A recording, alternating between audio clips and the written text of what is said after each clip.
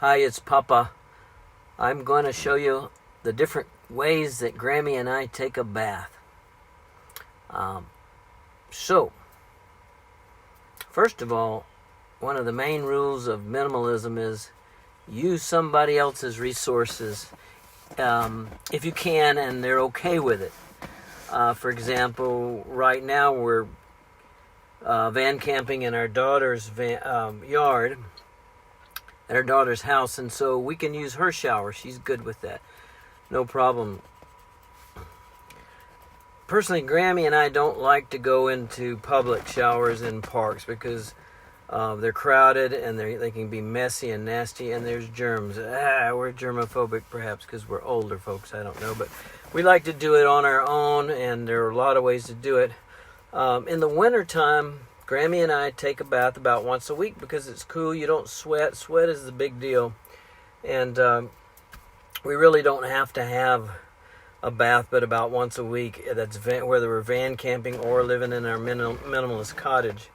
And so how do we do it in wintertime when it's cold? Let's say we're in the van, it's cold.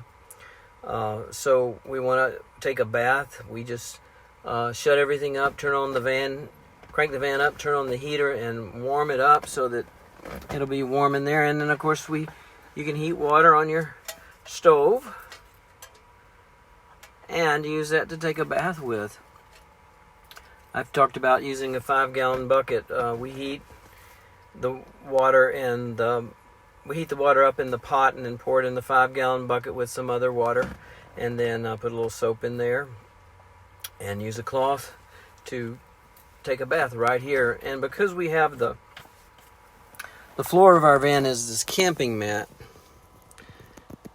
this black camping mat that I've told you guys about before, it doesn't matter if the water splashes out onto the camping mat because it's waterproof, and so it's really easy to wipe off. So that's a good way to do it in winter. In summertime, it's much more fun and much easier.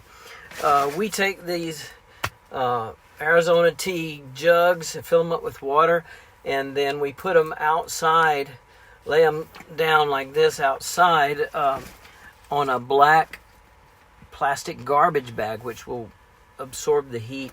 And after about 3 hours, the water gets just piping hot and feels really good. And we just pour it over ourselves outside. Now obviously you have to wear a bathing suit if you're going to do this outside.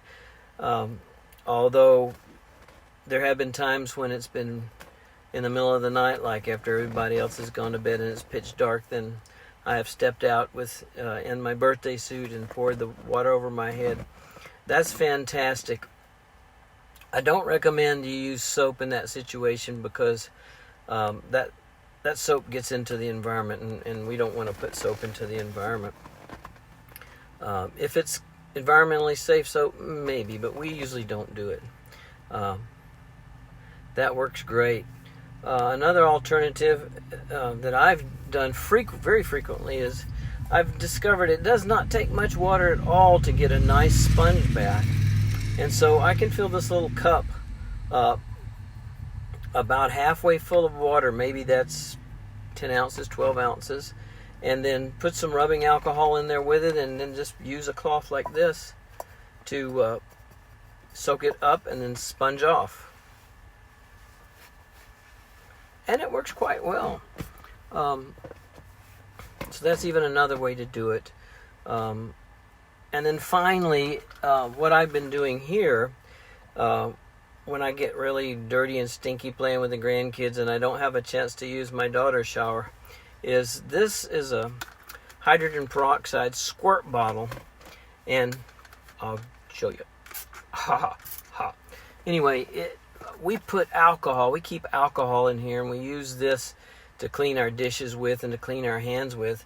And also, I can sit on my 5-gallon bucket in my birthday suit and squirt this alcohol all over me, even my hair. Alcohol works good for getting the grease out of your hair. And by the way, that's an alternative if you're using the gallon jug technique and you don't want to use soap, don't want to put soap into the environment. I'm talking when you pour it over your head like that. You can just rinse your body off real good and then come in and squirt alcohol all over your hair. And that's what we do.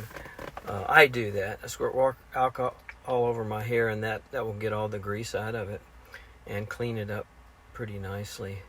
So if I'm just using only alcohol, I just squirt my body off, take my cloth, rub myself down, and it gets that stickiness off of you. Sometimes I have trouble sleeping when I'm feeling sticky from sweat, and that alcohol sponge bath does the job for me. If I understand from reading about Ernest Hemingway, the author, he lived in Cuba for many years, where he wrote the famous novel The Old Man and the Sea, and he rarely took regular baths. He always took alcohol sponge baths to get the Cuba sticky off of him. So those are the different ways that we do it. Number one, we use someone else's resources with their permission, their shower. Number two, we heat up water and use that to take a bath in cold weather about once a week. Number three, in warm weather, we use the old gallon jug, sit it out there and solar heat it on a black plastic garbage bag and then pour it over our heads. Or if you could do a sponge bath with that hot water too. And then finally the alcohol sponge bath, which works good for Grammy and I. So I hope that's helpful to you guys. Keep me posted if you know cool ways to take baths. That I'd like to hear about them, and I'm always anxious to hear comments, and subscribe to the channel if you like it. Okay, Papa out.